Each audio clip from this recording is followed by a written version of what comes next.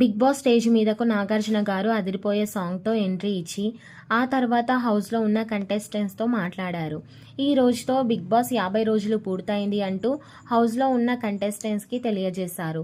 ఇక ఇందులో భాగంగా చిట్టి పికిల్స్ రమ్యని లేపి అక్కడ కొన్ని బోర్డ్స్ ఉన్నాయి. ఆ బోర్డ్స్ని హౌస్లో ఉన్న కంటెస్టెంట్స్కి పర్ఫెక్ట్గా సూటబుల్ అయ్యే బోర్డును తీసుకొని వాళ్ళ మెడలో వెయ్యాలి అంటూ తెలియజేశారు నాగార్జున గారు.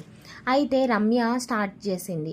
రమ్య మాధురి మెడలో ఫేక్ బాండింగ్ అనే బోర్డు వేసి దానికి రీజన్ ఏం చెప్పింది అంటే, నేను హౌస్లోకి వచ్చే ముందు ఎవరితో ఎలాంటి బాండింగ్స్ పెట్టుకోను అని చెప్పిన అమ్మాయి ఇప్పుడు ఆమె తనుజతో చాలా క్లోజ్గా ఉంటుంది సార్, నన్ను కూడా మోసం చేసింది కాబట్టి ఫేక్ బాండింగ్ కొనసాగిస్తుంది అంటూ మాధురి గురించి చిట్టి పికిల్స్ రమ్య చెప్పుకొచ్చింది.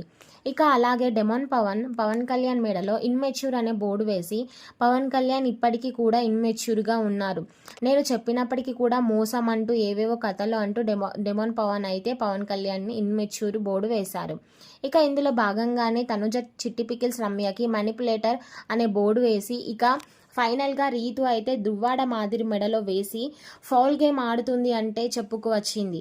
మాట్లాడితే కొన్ని వర్డ్స్ యూజ్ చేస్తుంది సార్, జుట్టు పట్టుకొని కొడతానంటూ కొన్ని మాటలు ఇబ్బందిగా ఉంటాయంటూ రీతు దువ్వాడ మాధురి గురించి చెప్తే ఈలోగా నాగార్జున గారు కలుగజేసుకొని, దువ్వాడ మాధురి నువ్వు తోపు అయితే బయట చూసుకో, హౌస్ లోపల తాట తీస్తాను, జుట్టు పట్టుకొని కొడతాను, ఇలాంటి మాటలు ఇక్కడ మాట్లాడడం వీల్లేదు, చాలా గట్టిగా ఇచ్చుకున్నారు నాగార్జున గారు. మరి మీరు ఏమంటారు అనేది కామెంట్ చేయండి.